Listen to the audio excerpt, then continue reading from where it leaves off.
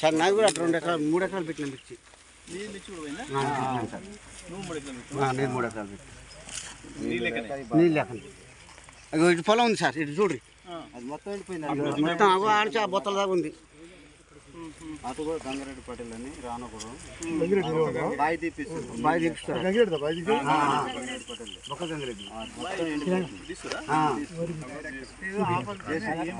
లేక ఆపద ప్రయత్నం. పెట్టుబడి ఎంత పెట్టినావు? పెట్టుబడి బాగా 30,000 వస్తుంది సార్. 30-40,000 ఎకరానికి. ఎకరన్నర. ఏం రాదు ఇప్పుడు, ఏం లేదు అసలే వెళ్ళిపోయి సార్. గుడ్లే కట్టేస్తాను. ఇది మిర్చి ఎంత పెట్టినావు? మిర్చి 2.5. దీనికి ఎంత వచ్చింది పెట్టుబడి? దీనికి 4 లక్షల చిల్లర వచ్చింది.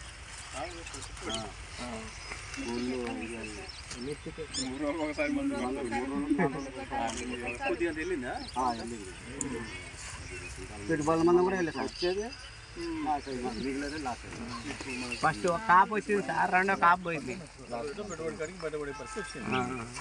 పెట్టుబడి కూడా వెళ్ళలేదు సార్. కూలీలో పోను అంత మిగలలే. నీళ్ళు ఉంటే ఇప్పుడు మాకు ఒక కాపు వచ్చేది. మాకు మా పొట్టకు ఉండేది సార్. కష్టమే లేదు, చేసే కష్టం చేసిన కష్టం. పెట్టుబడి మన కష్టం వెళ్ళాలి కదా.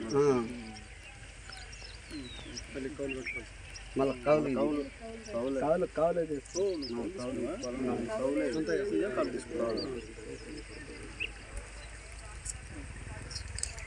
సార్ కొద్దిగా ఇచ్చిండారు. అది గొడ్ల మేపుకుంటూ వస్తాను.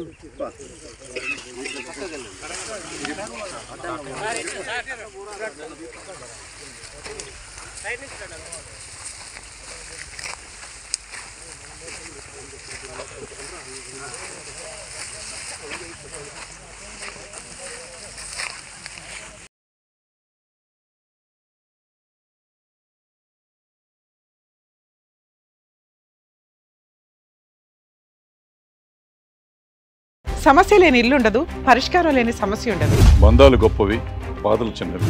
మీ సమస్యని మేము పరిష్కరిస్తాం. రండి, మాట్లాడుకుందాం.